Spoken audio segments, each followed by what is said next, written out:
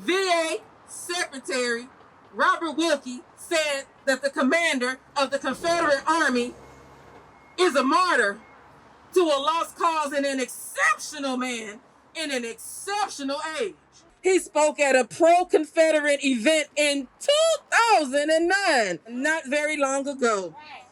He called abolitionists who opposed slavery radical and that the Confederacy was honorable. Now, wait a minute. They want to throw the flag up in our faces. They want to throw the flag up and say we need to honor this. We need to be real patriots. But they don't honor the real patriots, the ones who stood up for us, whether they're the workers or whether they're the ones that are the patients. That's right. The Trump administration and our Secretary, Robert Wilkie, as he would like to reduce care to assistance to our veterans with his dangerous proposal, gutting worker safety protections, removing protections for whistleblowers, opening the door to privatization and outsourcing, and we say no. We say no. We say no. We say fill the 42,000 open hospital positions and fill it with people who are representative of their countries. He is opening the barn door, not the regular door, the barn door, for substandard training for those caring for vets.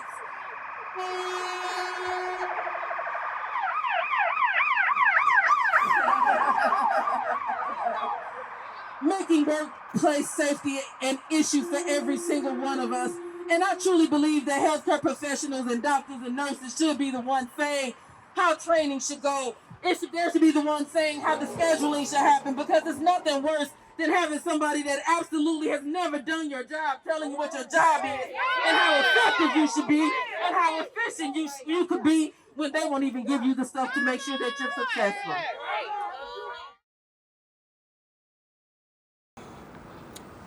If we allow November 3rd to come and we wake up on November 4th and we don't like the answer, we don't like what we see, will we say, I should have done a little bit more? This is our opportunity to course correct wherever we can, and each and every one of us can course correct somewhere. You're here for a reason. We're all here for a reason. And I'm asking you to think outside of the box. Get outside of the machine. This is how we do it. This is how it's been done. This is what's effective. Bump that. This is a new day. Do something different, because we're trying to reach people that haven't been reached before, or we're trying to reach people that have been reached that decided, I don't want to be a part of this anymore. So how do we reach them? But I care about who our president is. I care about who the governor is, the lieutenant governor. I care about all of those seats and around the state. So we have to move outside of our little box, me and my three. So what are you bringing?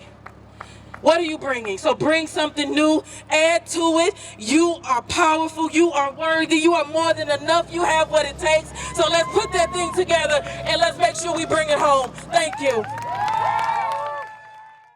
I know people get up in arms when we say the word defund, like they did with my tweet. The whole point is, why do we have to beg for food for people that are hungry? We gotta beg for things that should be all right, and then we also gotta beg you to not kill us. And so that's why we're out here, because it's not their right, it's not their job. It shouldn't be their priority to make the decision who should live or die. All we ask you to do is protect the people and serve the people.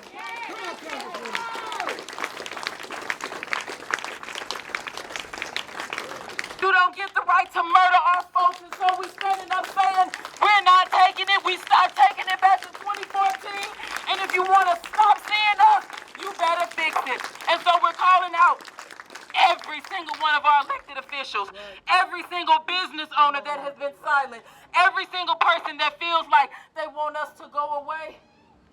We're the movement that if something happened to you tomorrow, we would stand with you even though you didn't stand with us. We're giving you an opportunity to come on this side and be on the right side of history with the people. So this is your opportunity. If you're thinking chanting, that's the thing, that's the thing. If it's bringing a sign, if that's the thing, that's the thing. But if you don't show up, the sign wouldn't be here. If Heather didn't show up, the live stream wouldn't be here. So we need you, and then what you get here, you take that to your job. You take that to your school. You take that to your family. You go make St. Louis an anti-racist community. You do that. You do that. And if each and every one of us work on that, we put that together, that's how we'll see the change. So we want to see some real change in St. Louis, and that begins with us. Thank you. The census is all about you. It's about you. It's about your family. It's about the resources that we need in our district. It's about what you want to see happen. Fill out the census. It just takes a few minutes. But we need to be counted so that the resources we need, that they actually make it to our communities. If we're not counted, they won't send the resources. Please fill out your census. And we only have until September the 30th. So let's say by September 15th, all of us have it filled out, just to make sure that there is no problem with everything being done and completed by September the 30th. People are out here showing up to say, hey, we need you to vote. We need you to complete the census. So let's do it. Let's show up and let's be counted. Thank you. When I was 17, I was raped. When I was 18, I became pregnant. And when I was 18, I decided to have an abortion. My first abortion. Yeah. I'm here today with all of you to declare again, and we see many signs saying it, and we've heard people say it over and over again, that abortion care is health care. Abortion care is a constitutionally protected human right. And today, right now, standing here together, we are demanding that it stays that way. So why are we here? Why are we here? We are here because of justice. But the issue is we have justices that don't believe in justice. The Supreme Court, as we know, they haven't always lived up to that. They haven't. So when we think about Korematsu versus United States, which allowed for the internment of Japanese Americans, there was no justice there. Dred Scott, which that case was heard in that very building right there beside us, upheld slavery and denied citizenship to black folks. That was not justice. We know Plessy versus Ferguson, which codified segregation into law. And now, Dobbs versus Jackson's Women's Health Organization, a decision being made by two credibly accused sexual abusers sitting on the Supreme Court.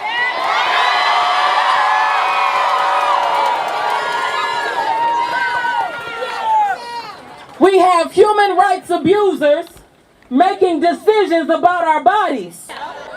Today we're here to say there is nothing just about an extremist far-right Supreme Court determined to oppress us.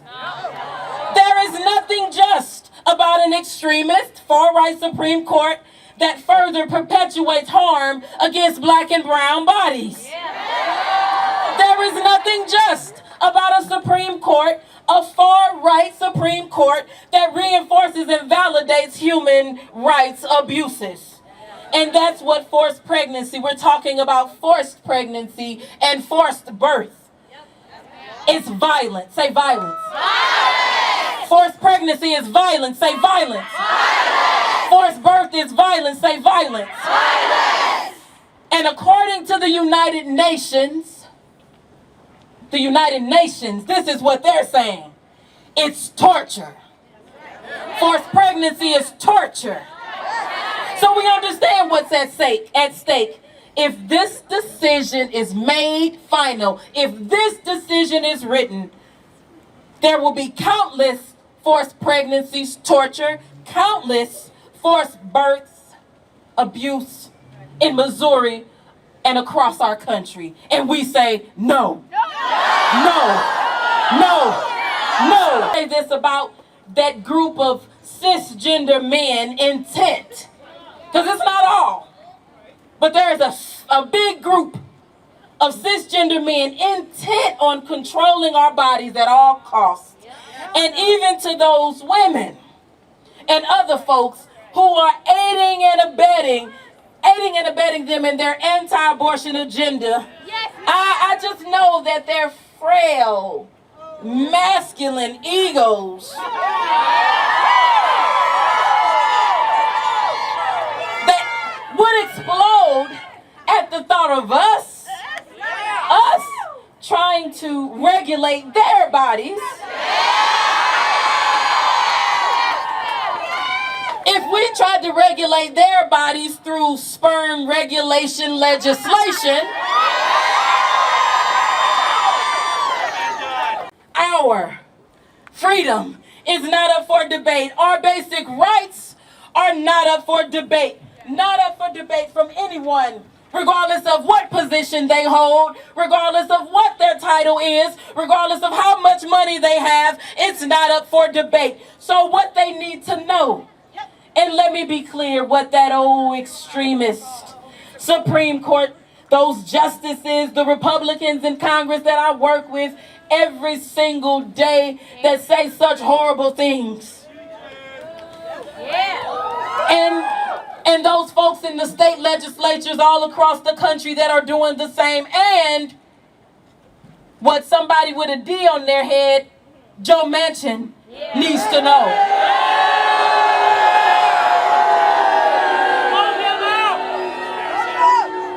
They need to understand that we are powerful. They need to understand we are powerful. This movement is powerful. And we won't back down. We won't back down. So when I say we won't, you say back down. We won't. Back down. We won't. Back down. We won't. Back down. We won't. Back down. We won't. Back down. We won't. Back down. We won't. Back down. We won't. Back down. Too many lives, you all, are on the line. If this court single-handedly chooses to rewrite our nation's policy on abortion, pregnant people and our most marginalized communities will die as a direct result. And you know, they're not going to stop there, you all. They're coming for marriage. They're coming for marriage equality next. Civil rights, man. They're coming for marriage equality next. They're coming for interracial marriage next. It's all on the table if we let this one slide. Those Republican elected officials across the country, you all, they're looking high and looking low to see how far they can push this. But we won't let them get away with it. So what we're going to do, and I can speak for this group right here,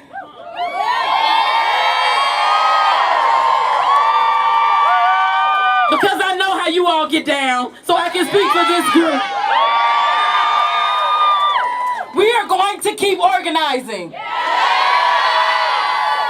We're going to keep mobilizing. We're going to keep galvanizing. And we are demanding that the Senate abolish the filibuster and pass the bill.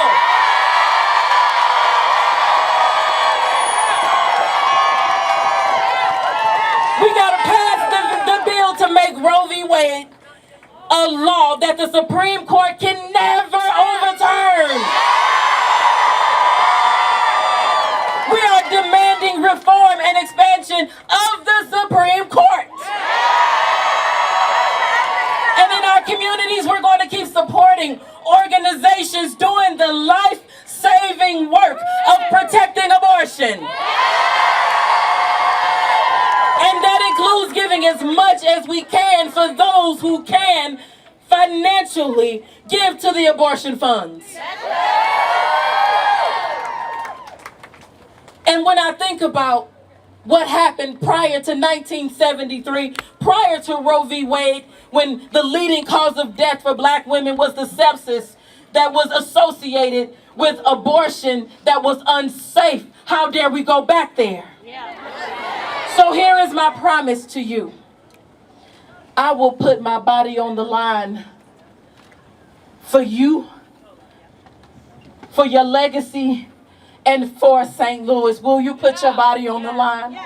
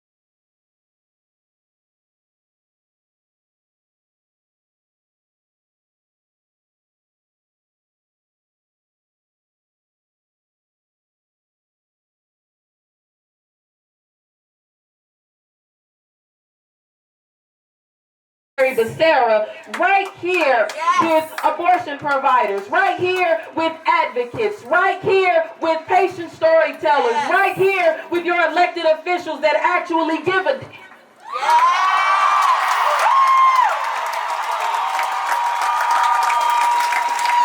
And we all piled in a room. And we talked with one another. And we talked to the secretary about what we need right here in Missouri. And we talked about what that trigger ban law would mean for our folks. And we talked about how people are hurting. And we talked about what it's like when you need an abortion and the care is available and it's readily available. We talked about that. And as we talked about it, we said, quite possibly, maybe the decision will come down in the next few minutes or maybe in a few days. That conversation quickly turned during that conversation to the decision dropped. We were devastated, heartbroken. I was in disbelief, but I'll tell you this. They can strike down that right. They can strike down Roe v. Wade, but they can't strike down our voices. They can strike down Roe v. Wade, but they can't strike down our fights. They can strike down Roe v. Wade, but they won't stop us from showing up, from speaking up, from being there for one another. They won't stop us.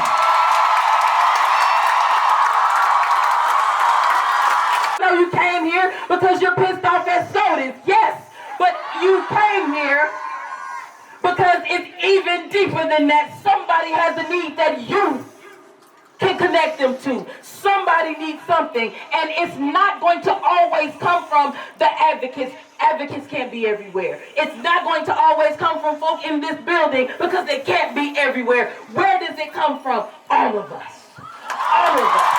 All of us. All of us. Say, I bring the help. I bring the help. I bring the help. And so since our unelected 9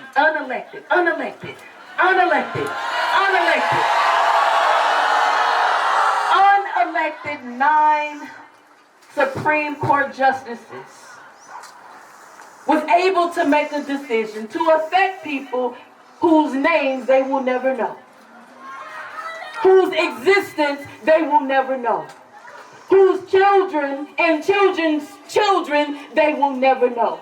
But they made this decision based upon politics.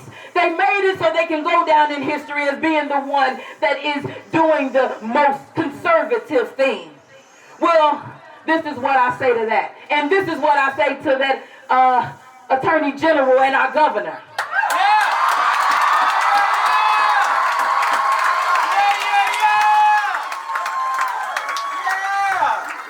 to the rest of the Missouri GOP, to those Republican senators,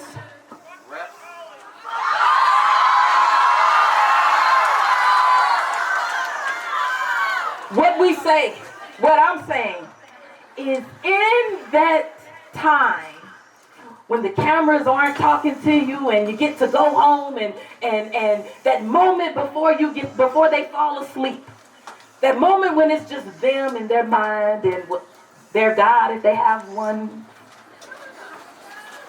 in that moment, that child that's 12 years old, trigger warning, so close your ears if you sexual assault rape. That 12-year-old that could not stop that person, that family member, or that monster from hurting them. Let them feel the pain. Let them experience the trauma of what they did to that 12-year-old. Because I remember sitting right here in this clinic when I was 17. And I remember after that rape, when I sat here, and I looked over and there was this girl that I was 17. She was 13. She was 13. She kept her head down the entire time. And I know how scared she must have been, because let me tell you how scared I was. I wasn't just scared because I didn't know what was going to happen when I got behind the door. I was scared of what would happen if there was no door. I was scared of what would happen if I had to have a child that I was not ready for, that I couldn't provide for.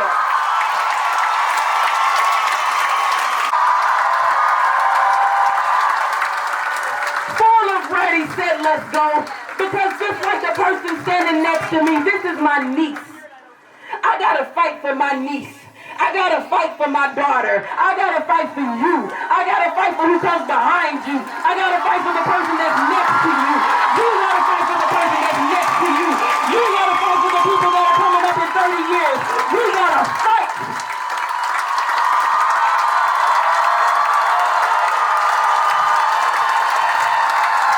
So today, they thought they got one off on us. They thought they did something. Yeah, they're going to make things a little more difficult. But you know what? We're not stopping. We have providers that will still be providing care. We have resources from Abortion Fund and from other providers and from advocates that will still be happening. So, what we need you to do, we need every single person here to take ownership of their power. Take ownership. You see me sweating like this, so I hope you're getting it. Got me sweating out my hair. Take ownership of this moment. Take ownership of your power right now. You have the power to help save a life. You have the power to help change someone's destiny because you're linking them to the proper places. So when you walk away from here, you have the people of St. Louis in your hands. We all do. You have the people of St. Louis. We're going to care for one another. St. Louis cares for St. Louis. We don't need anybody else to do it. St. Louis cares for St. Louis. We got us. We got us. And so as your congresswoman, just know, and I'm going to close with this. I remember when I did have children, years later. I remember making $6 an hour. I made $6 an hour, and baby formula was $12 a can. It took me 2 hours to make enough for one can for formula, and I had 2 kids. Our work